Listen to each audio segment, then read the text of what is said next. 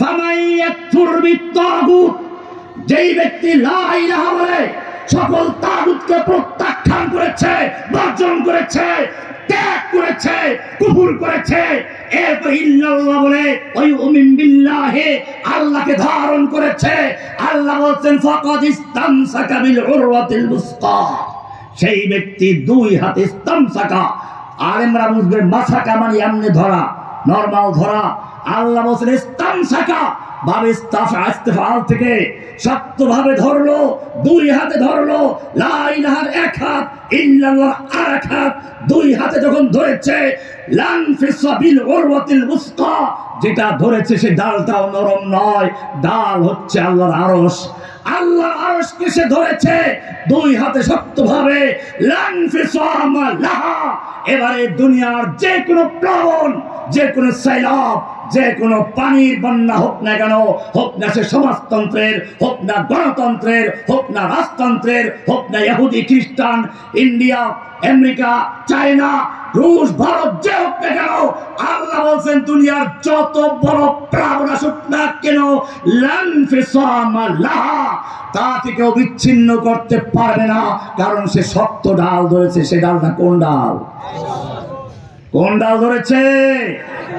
এই ডাল যে ধরবে, আল্লাহ বলছেন যালিকা বিআন লানফিসামা লাহা, তাকে কেউ বিচ্ছিন্ন করতে পারবে না, তাকে কোনো প্লাবন ভাসিয়ে দিতে পারবে না।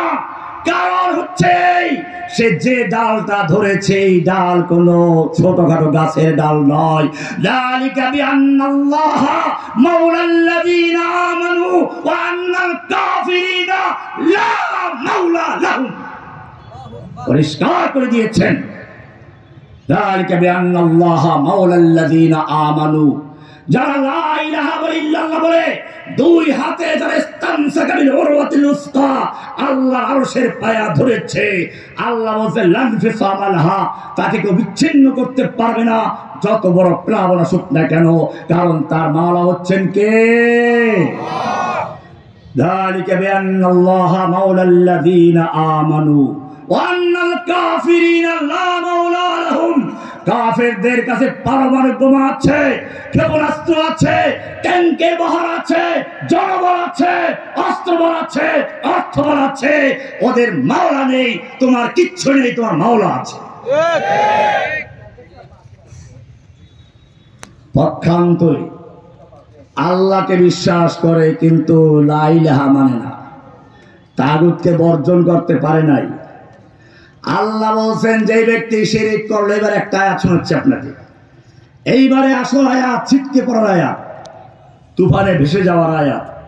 এটা আছে কোরআনের সূরা হজের 22 নম্বর সূরা 31 নম্বর আয়াত। ওয়া মান ইউশরিক বিল্লাহি, যেই ব্যক্তি আল্লাহর সঙ্গে শিরক করলো, ইল্লাল্লাহ বলে আল্লাহকে মানলো, কিন্তু লা ইলাহা বলে তাগুতকে বর্জন করতে পারে নাই, বর্জন করতে পারে নাই হিন্দুর মহাব্বতকে, বর্জন করতে পারে আমেরিকার ভালোবাসাকে, গণতন্ত্র, সমাজতন্ত্র, রাজতন্ত্র ত্যাগ করতে পারে নাই, ত্যাগ করতে পারে নাই ব্রিটিশের আইনকে, ত্যাগ করতে পারে নাই মানব রচিত আইনকে। আল্লাহ বলছেন যারা এরকম ভাবে মসজিদে মানে এক আল্লাহ, বাহিরে মানে আর এক আল্লাহ, আল্লাহ বলছিল ওয়ামান ইউশরিক বিল্লাহি, যেই ব্যক্তি আল্লাহর সঙ্গে শিরক করলো, ফাকান্নামা খাররা মিনাস সামা, সে আসমানে ওই যে দুই হাত দিয়ে ধরেছিল ছিটকে পড়ে গেছে, ছিটকে পড়ে গেছে। কে বলেছেন? আল্লাহ।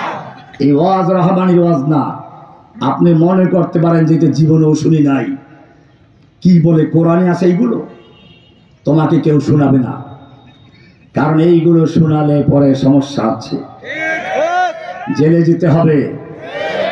কোরআন পরিষ্কার বলছে ওয়ামান ইউশরিক বিল্লাহি ফাকান্নামা খাররা মিনাস সামা, যেই ব্যক্তি আল্লাহর সঙ্গে শিরক করলো, সংসদের আল্লাহ মানলো একজনকে, আর মসজিদে আর একজনকে, আদালতে এক আল্লাহর আইন চলে আর মসজিদে চলে আর এক আল্লাহর আইন, মাজারে গেলে এক আল্লাহর আইন, মসজিদে এক আল্লাহর আইন।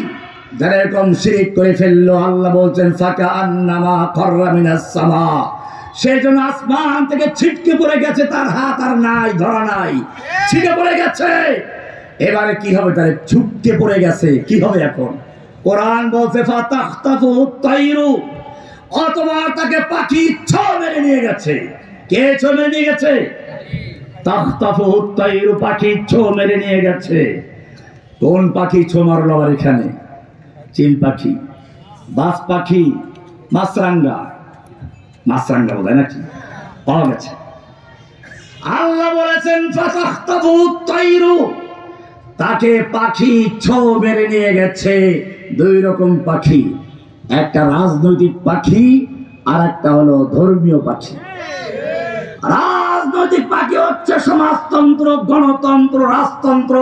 যেই ব্যক্তি লা ইলাহা ইল্লাল্লাহ মুহাম্মদুর রাসূলুল্লাহ তরিকা বাদ দিয়ে আল্লাহর দরবার থেকে ছিটকে পড়ে গেছে, সে হয়তো গণতন্ত্রী হবে, সমাজতন্ত্রী হবে, রাজতন্ত্রী হবে, বিভিন্ন তন্ত্র মন্ত্রের প্লাবনে ভেসে যাবে, আর একদিকে মাজারের খপ্পরে পড়ে যাবে।